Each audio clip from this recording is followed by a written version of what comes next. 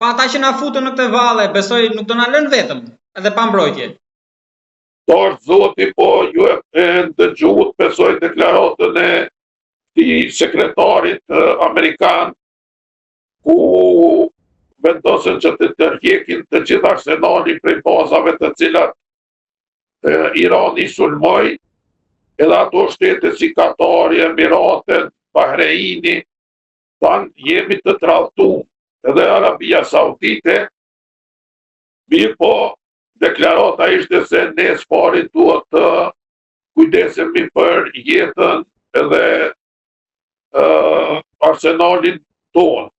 E tek në planin e dytë, me thonë, me atë planin popullore jeni ju, do me thonë, u po që në këto rrethana e kemi pa dhe në pjesën e Sirisë, ku ishte qeverisja e kurdëve në pjesën lindore të Sirisë. Në një moment, ambasadori amerikan deklaroi, tha, ka përfundu interesi jonë, soj përket bashkëpunimit me kurdë, edhe mbrana një periudhe një javore faktikisht krejt ajo strukture cila funksionoi për 2-13 vite u shpërbë. Kështu që këto problematika të edhe shqetësimi im ishte mund në këtë vit. Për shkak se rrethonat të cilat po krijohen, se cili shtet do ta ketë interesin e vet në rënd të parë. Tek pastaj vjen interesi i palës së dytë ose tretë, kështu që në këtë kontekst duhet pa edhe ai qasja e Shqipërisë. Po si po luan Rama politikisht jashtë kufive? Përveç, unë kum me momentin që ka shkuar para parlamentit të Izraelit, ai ka bo një gabim strategjik për shkak se e ka humbur plotësisht neutralitetin, edhe në një debat televiziv që isha, unë pyetën se si e pat ju atë qasje të Tiranës, tash si një poltronist i cili i drejtohet një klubi të njerëzve të akuzuar për gjenocid.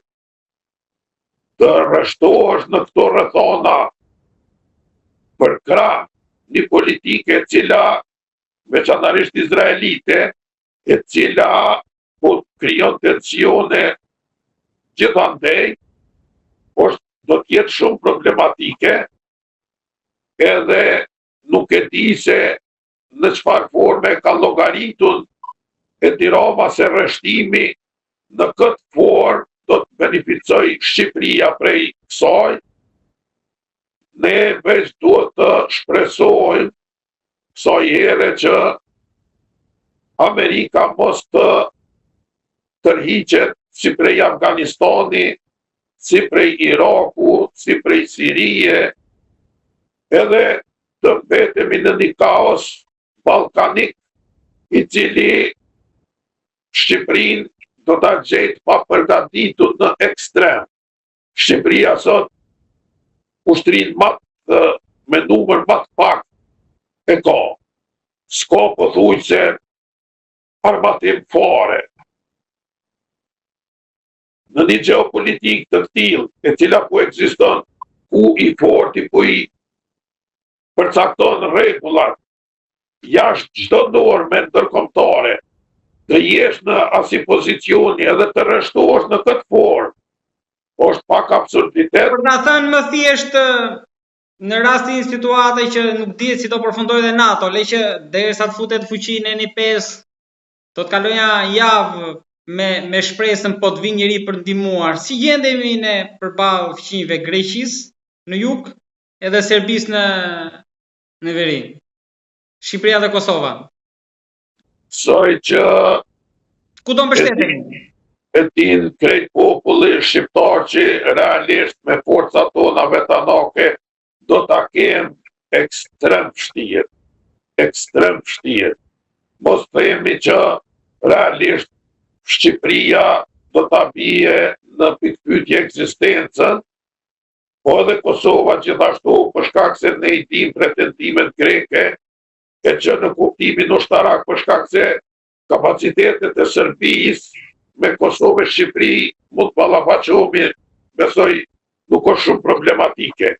Mirë po Shqipëri-Greqi është një ndryshim ekstrem i madh. Sa do ta përballonim një rast të tillë? Ne gjejmë një luftë jemi me ata, se ligjin e luftës nuk e kemi hequr, po sa do ishim, për sa ditë do ta përballonim? Përveç nuk po muj me dhonën një parashikim për shkak se u pundoket edhe se që ju kriju të rrethona të cilat janë të disfavojshme.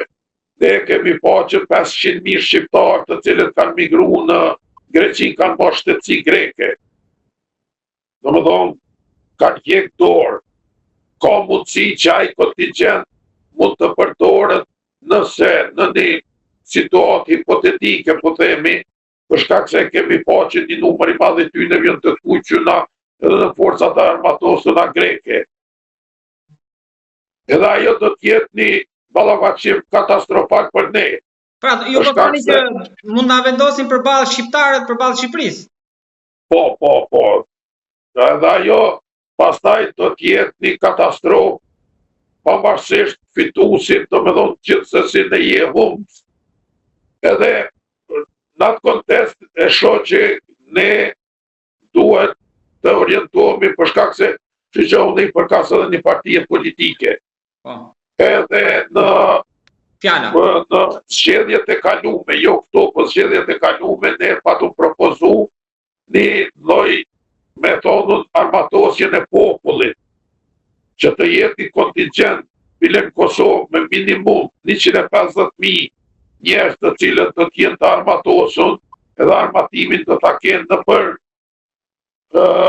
shtëpijat veta në posedim të tyre, po gjithashtu edhe Shqipëria duhet të shkojë ka kjo që pavarësisht strukturës ushtarake e cila mund të kolapsoj shumë shpejt, të ketë struktura tjera të armatosura të cilat mund të kyçen edhe mos të lojnë me thonën ekzistencën e shtetit në 5.000 ushtarë, për shkak se ajo nuk paraqet as kur pak force e cila me siguri brenda 2-3 ore mund të eliminohen plotësisht. Prandaj ne duhet ta ndrojmë edhe konceptin në kuptimin e konceptit.